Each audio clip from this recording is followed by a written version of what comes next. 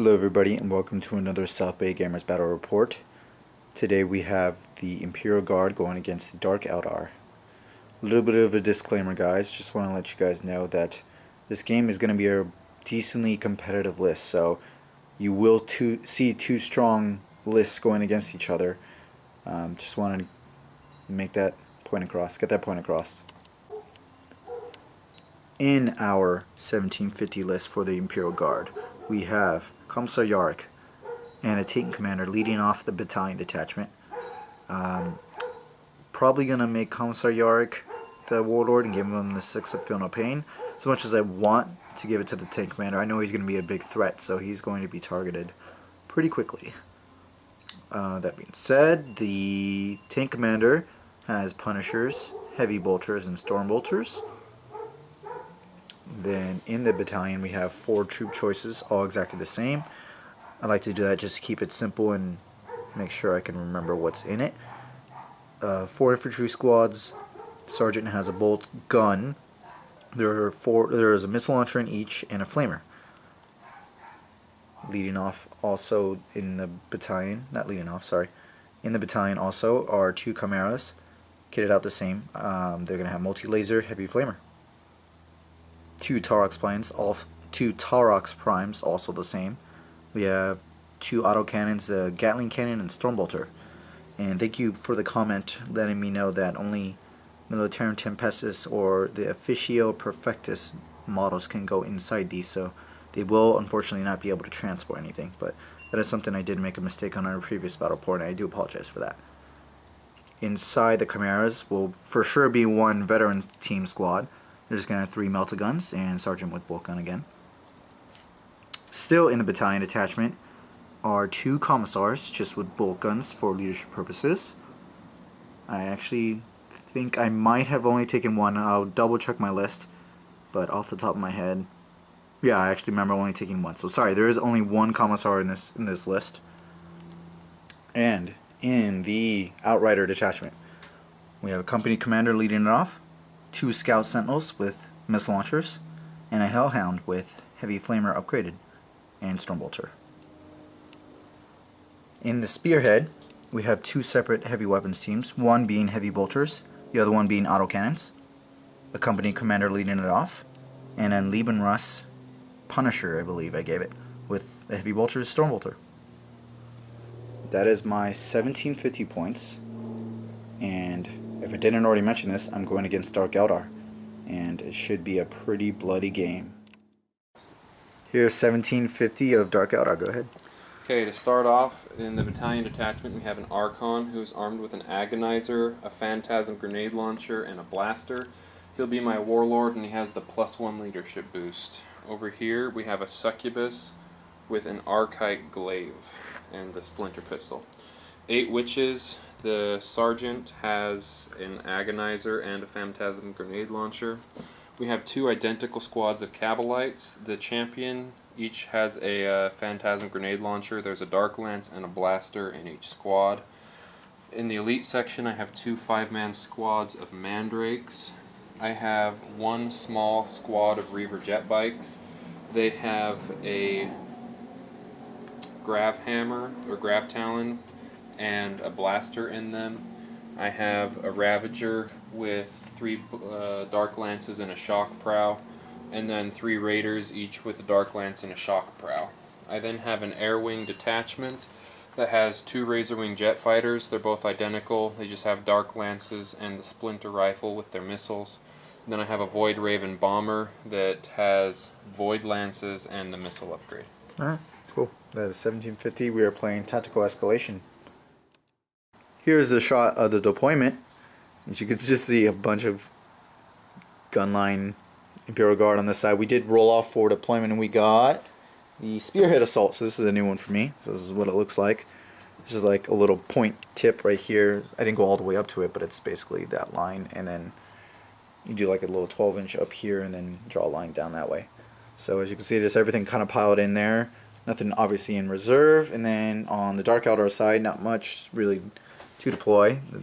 2 flyers over there, 2 Raiders, some jet bikes right in the middle, other Raider, Ravager, and another Flyer, and then Mandrakes in reserve, and then everything else is just in transports, right? Okay, yeah. And that is the deployment. Let's go on to the Seas. He definitely deployed first, meaning he'll go first, unless I could seize on a 6. No, I will use a command point because I have 8 command points due to my Battalion, Spearhead, and Outrider. No, not Outrider. Oh, yeah, it's Outrider. I got a 6! Right there.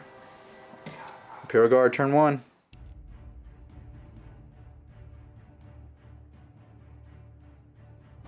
Imperial Guard, turn 1. Drew, mission critical, objective 5. As you can see, everything just kind of moved up. I plan on advancing this squad over here, or doing the move, I think it is, allowing me to get up to this objective, which is what my mission critical objective is. It's right there. So that's the plan for this turn. Other than that, there's not going to be much that are in range. Obviously, the battle cannon will be in range. I double checked my list and there was a battle cannon on this one. This is still a Punisher, but that is a regular battle cannon. So at least that'll be in range. Other than that, not much. Just trying to get up the board to try to capture some objectives is really the plan here. And that is really it for my movement phase. Let's go on to the shooting phase for Imperial Guard turn 1. End of Imperial Guard turn 1. Just a quick shooting phase recap. Battle cannon didn't do anything. Autocannons that were in range put 1 wound onto the jet bikes. That's really it. Probably not the best choice to seize it after looking back on it, but that's okay. You learn.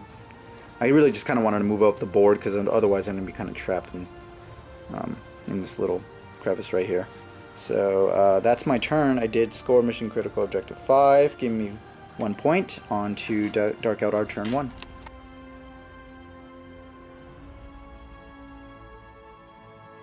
Dark Eldar turn 1. Drew, secure objective 1. And as you can see, well, all 3 of the flyers flew up. And I made a mistake. I'm making lots of mistakes. Sorry, it's like the 3rd game with Imperial Guard I have. Should have just popped all my smoke launchers knowing that I couldn't really shoot much. Only did it really on 1. That was an order that I did, and then I didn't think to do it on all of the other vehicles, knowing that I was going to get shot this turn. Lots of lances. Mandrakes over here came on. Mandrakes on that side moved on 9 inches away. The Raiders moved up from their hiding place, along with that one, and the Ravager moved up. The jet bikes moved over there, and that was really it. Secure objective 1 is where this Archon went and grabbed it, so he'll get that point. Let's see if he can get first blood and possibly kill some tanks this turn. On to Dark Eldar shooting phase turn 1. End of Dark Eldar turn 1. As you can see, lots of damage. Squad over here got annihilated from 2 Dark Lances. That's all he took to take the Chimera down. Sorry, did 10 wounds to it. Double 5, so it died. It didn't blow up. Guardsmen out. Then the special weapons team. Sorry, no, the veterans team with the 3 Meltas piled out here. I kind of forgot about these Mandrakes over here. They shot over here. Lost quite a bit of them, along with some of the missiles from the Void Raven. And then in the morale phase, I did lose 1. That was just without even using the Commissar as the 1. I would have failed the morale, so I really should have just taken 1 off no matter what. The heavy bolters over there got shot and picked off by some Mandrakes, some splinter rifles, and some missiles. Other than that, nothing else was damaged over here. There's a squad up front that was annihilated from some splinter rifles, along with some blasters and all that good stuff. Other than that, I think that was it. Oh yeah, and this last squad up here also got annihilated. Thankfully, only failed the leadership by 1, even with the Phantasm grenade hitting, lowering my leadership.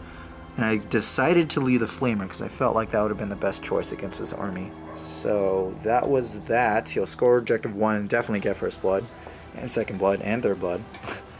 And that'll be 2 points for him. On to Imperial Guard turn 2.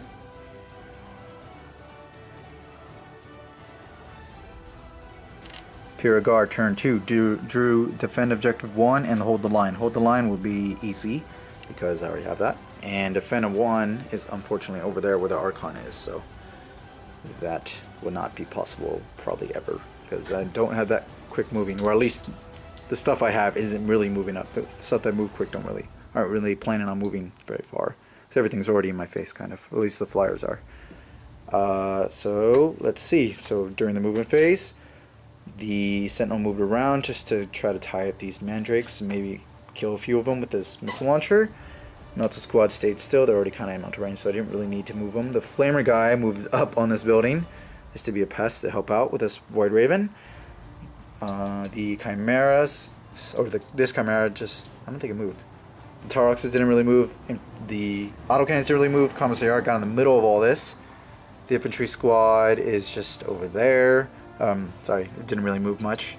That infantry squad got in a little bit of rapid fire range for the Mandrakes. And Hound moved over there. And that's really it. The Sentinel stayed still also. That is my movement. Let's go on to the very important turn 2 shooting for Imperial Guard. End of Imperial Guard turn 2. I killed the Void Raven Bomber, yay. Blew up and killed all the stuff by it. So the Flamer guy is dead. Tank took 2 wounds. The 2 Melta guys took 2 wounds. Then over here did 8 wounds. Or sorry, I did 4 wounds to that Raider. Or not Raider. The Razor Wing. That's what it's called. Then just some pot shots into the Mandrakes. Didn't really do much. Even with first rank, second rank. Rolled pretty badly. This squad over here helped me do some wounds. The missile launchers have been doing pretty good to these Ravagers, along with some autocannons from that guy, the Tarox right there, and including this Lehman Russ also shot into him. So he's down to 2. I took some extra pot shots from this front guard squad into his jet bikes, but they didn't really take any casualties. Yeah, that's really it. I did forget about the Mandrakes, so the reason why it was important I forgot about the Mandrakes is because Hold the Line, they're on my deployment zone, so I won't capture that. And I just shot and charged them. Didn't really think about the Hold the Line aspect of the card. Oh well. I did not score anything, and I will dump defend 1 onto Dark Eldar turn 2.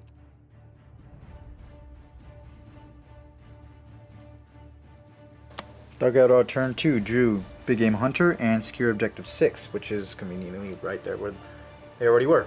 Big Game Hunters just kill any one of my tanks because they all have 10 wounds except the Sentinels. And yeah, that's the turn, or that's what he drew. For movement, some Razor Wings just kind of flew around the board, just kind of maneuvering on the edge. Jet Bikes moved up. Raider Ravager just barely moved up. This Raider, along with this Raider, moved up. They unloaded everything, so there were witches right there, and then... Did your warriors get out too? Catalites are still out. Oh, the Catalites are still in which one? Both. Oh, okay, so those two are the warriors. Okay, and yeah, that's the movement summary. Let's go on to shooting phase for Dark Eldar. End of Dark Eldar turn 2. As you can see, he killed the Lehman Russ. Took every shot he could to kill it, but he did, and it didn't blow up. That was every lance that could go into it did, and it finally killed it, including some of the blasters. Splinters kind of split fired, killed some guardsmen, and that's really about it. And then lots of guardsmen died. Commissar was nearby, so only 1 lived. Even after charging with all this stuff, I still have some guardsmen left, so that's good for me.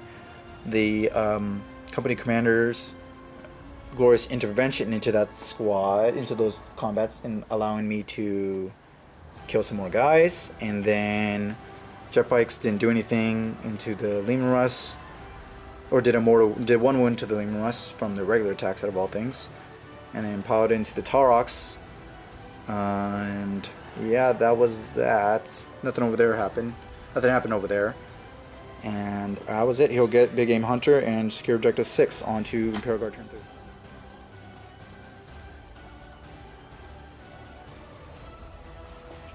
Imperial Guard turn 3. Drew Scare the Skies, Hold the Line, Supremacy. Or I had to hold the line from the last turn. So Supremacy, there's 1 objective there, there's an objective right there. Oops, I need to move a guy on. The 3rd objective I plan on getting is over here. This guardsman right there with the Meltas over there. He moved in advance, so he'll probably get an order allowing him to move up. Company commanders, and the only thing that really got out of combat was, because of the no escape rule, was that squad, because they weren't in combat. I got pretty unlucky with my roll-offs. I could have at least gotten 1, but that would have been nice. The Sentinel moved. I probably will move him back because he needs to stay on that objective, I just realized. Other than that, the tanks moved out of combat. Sentinel stayed in. And that's really it for my movement phases. Go into the shooting phase for Imperial Guard turn 3. End of Imperial Guard turn 3. I will score Scour the Skies and Supremacy for D3. We'll get that on camera. But the reason why is I killed this flyer, thankfully from the Tarox, who got rerolls, and did work actually on the autocannons. Did it itself because it had 4 wounds left from some fire from the Inferno Cannon over there, along with, actually that's really it, that shot at it. Some heavy flamers went into here, did some wounds. The missile launcher killed the Ravager, pretty good. And in combat, oh yeah, I moved these guys out of combat, if I don't already say that, and did an order allowing them to shoot, and they did a wound here. And then move was done onto this guy, giving me, whatchamacallit? Supremacy, that was really key there. Thankfully Commissar killed those jet bikes. I had to use command point to do it. But unfortunately the Mandrakes finally did their job and killed the Sentinel. It did not blow up, but that'll free him up to charge something. Yeah, that was that. I didn't think there was anything else to really talk about other than my company commander and commissars all took some wounds, did a couple wounds in return, and that's that. On to Dark Eldar turn 3. And I forgot to get the D3 on camera for Supremacy because I did get 3 objectives, and I got a 3. Nice. On to Dark Eldar turn 3. No thanks.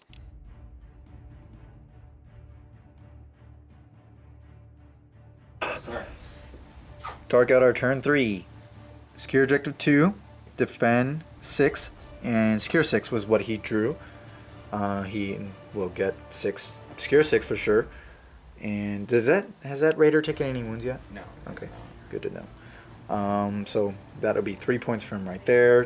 Where's 2? 2 is over there where those Mandrakes went and got, because they're gonna have more models within 3 inches. So they'll get that as long as they don't charge. Other than that, raider or the warriors got out of this raider that was not locked in combat, and the other one was empty, right? With the witches? Yeah. Okay. And same with that raider. So the warriors are out now. And the Razor Wing flew over this way on 10 wounds. And I think that's really the movement phase. Let's go on to shooting and assault phase for Dark Eldar turn.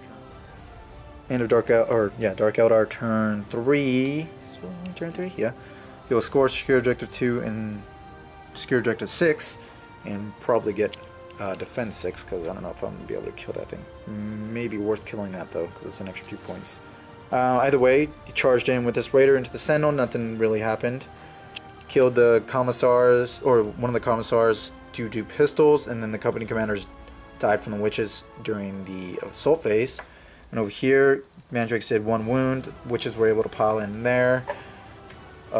This squad just kind of annihilated the guardsman squad, no problem. That squad annihilated that guardsman up there and did 3 wounds to this Tarox. The Mandrakes did a couple wounds via their mortal wounds stuff. And the Void Raven, what did it shoot? Razor Wing, sorry. It whiffed, huh? I don't think it did anything. It did 1 wound to the Sentinel. Oh, that's right. Yeah, because it has 5 left. That was that. You'll score 2 points, giving you 6 points, and I think I have 5 on to Imperial Guard turn 4.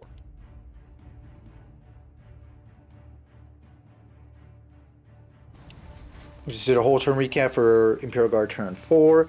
I will score overwhelming firepower, not in any of these. I'm probably going to discard, where's 4? Right there on my side. I will probably discard Kingslayer, because that's, although that's a lot of points for me.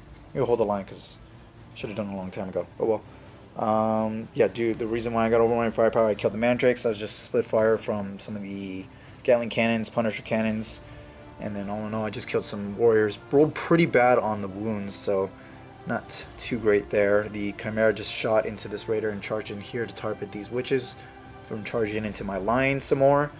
And that was that. The Inferno Cannon did some wounds. I got that raider down to 1 wound left, and there was just some warriors dead from firepower from Gatling cannon, storm bolters, heavy bolters, all that good stuff. We'll score 1 point, and I will hold the line onto Dark Eldar turn 4. He also had defend 6, which he scored right now, so they give him an extra 2 points. Again, onto Dark Eldar turn 4.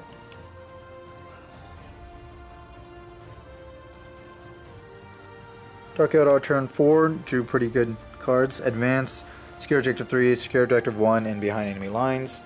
One is right there, which was just on the borderline of his deployment zone, so he'll get advance and objective 1 all in the same go. Raider moved up to get out of the deployment zone. Razor Wing flew over there. Objective 3, where's that one? Oh, right there, where the warriors went and grabbed. Combat. Oh, I didn't do the combat there or here, but well, that probably won't do anything because they don't 6s. Either way, that's pretty much it. You could see that one of the Tarks is dead from some lances that finally hit, and the most important being Yarick died from just one lance. Even with the 3-up get back in the fight and 6-up final pain, I rolled pretty badly, to say the least. Other than that, I think that was really it. It's probably going to be game because he scored 4 points that turn. He was already up by quite a lot, so I'll probably need a table in, which I don't have. I have stuff locked in combat, so it's going to be a whole round of not really shooting much. So, yeah, go ahead, roll the d3 for your binary lines. Alright, 3. Definitely going to need a table. Let's go on to Imperial Guard turn 5, just to see what I draw.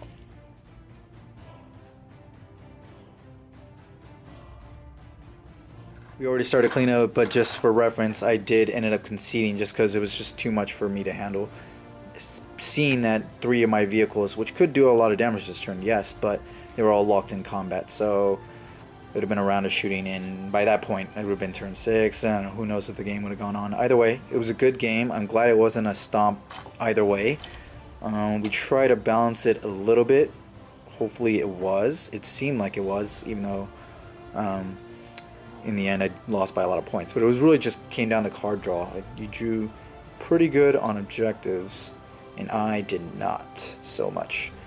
Either way, good game, and it was a Dark Eldar victory. Thanks for watching, guys.